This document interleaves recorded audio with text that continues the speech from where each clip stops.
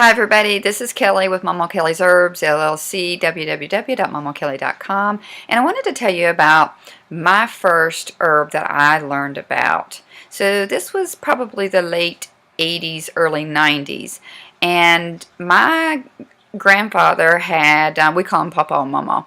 Anyway, my Papa had ulcers, and I never did know he had ulcers because he wasn't the kind of person that would show pain.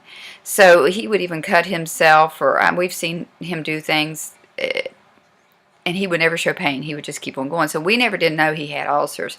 But Mama told me that he had ulcers. One day she told me the story about how he had ulcers and how she had to pack him baby food in his lunchbox, and that he would actually crawl to the company truck. And that's a true story. So when they were back in the old house, she had made him yellow root tea, and that's what they used to cure him of the ulcers. My great-grandmother was an herbalist, but she died when I was about a month old. But my Aunt Eva would tell me what she would use for things as well, and that's interesting stories. And of course, I feel like she's all around me all the time, so maybe that's where I get it from. As a matter of fact, Aunt Eva said, "You're just like her," so that's a good thing. So anyway, Mama made yellow root tea. Now this is Hydrastis canadensis, or golden seal, but we call it yellow root. So just so you know, if I say yellow root, that's the species that I mean. And of course, I usually say the botanical name as well now. But back then, I didn't know the botanical name. We just knew it as yellow root, okay, and that it grew in the woods. So Mama made the yellow root tea for Pawpaw, and she showed me how to make it, and showed me how to store it, and showed me how to drink it, and all that. And it's, if you had it, you know, you are right now, if you have had that, you are going back in your memory and you're remembering it, how bitter it is and whatnot.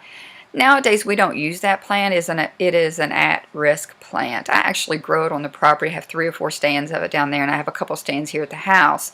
But I rarely use it because of its status. But at that point in time, we didn't really know a lot about that stuff. So, yellow root tea. That was my first herb, besides playing in the weeds, of course, as a kid.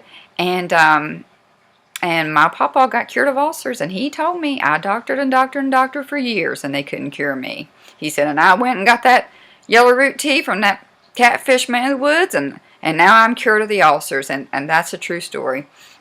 And actually, anyone who knows him knows that after that, he would eat hot peppers every day for lunch with his sandwich. And anybody who knows me or my family will verify that. That's true information there. As a matter of fact, I got a can of those peppers, and I've taken them with me since I moved to California and back here from West Virginia.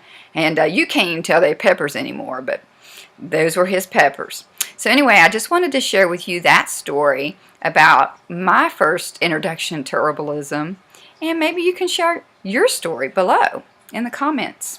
I don't know how to do the comments on YouTube, so this will probably be on Facebook. So if you're on YouTube and watching it, just go to Facebook and share your comments below. Tell me about the first herb you learned about, and tell me about the story if you want.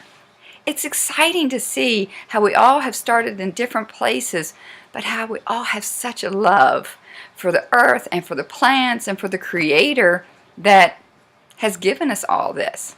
So I hope you have a great day, everybody. I'm Mama Kelly. The hair is gray, but the belt is black. Have a great day.